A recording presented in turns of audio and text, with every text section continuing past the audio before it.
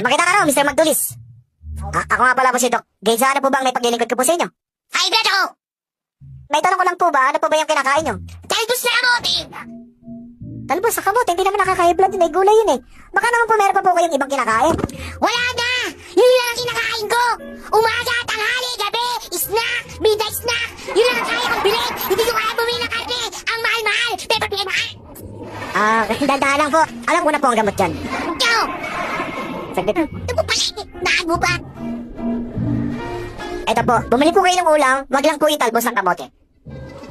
Ano pong pakiramdam nyo ngayon? Gaan ha? Pakiramdam po kayo. Wala akong nararamdaman. Salamat ha. Ay, oo naman po. Ayan, buti naman po. God bless! Don Escobar! Don Escobar! Masyado mo lang binaboy ang batas! Kaya kailangan na tayo magtapos! Alam ko! Alam ko na meron kang hostage! Ay, sumurenda ka na naman! Nagkakamali ka.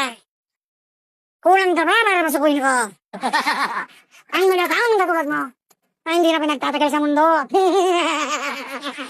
Naligo ka ba? Escobar! Escobar! Ano yun? Hindi lamang sasabihin ko sa'yo. Oras na may mangyari sa tao. Ultimo ipsat na sa bayo pagkain ko.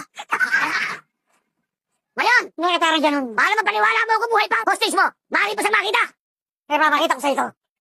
Eto na. Tulungan mo ako. Escobar! Ano yun? Patayin mo yan, bibig pa ka ng pay. Huhulugin ka sa lahat. Yan, patayin mo yan. Hindi ako lalaban.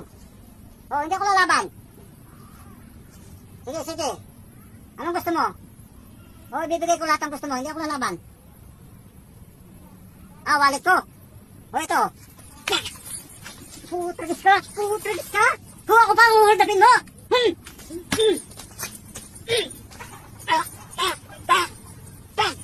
Ako pa ang huhuldapin mo. Ako pa.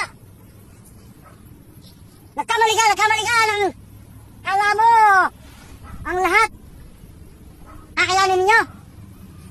Baka may kasama ka pa ha.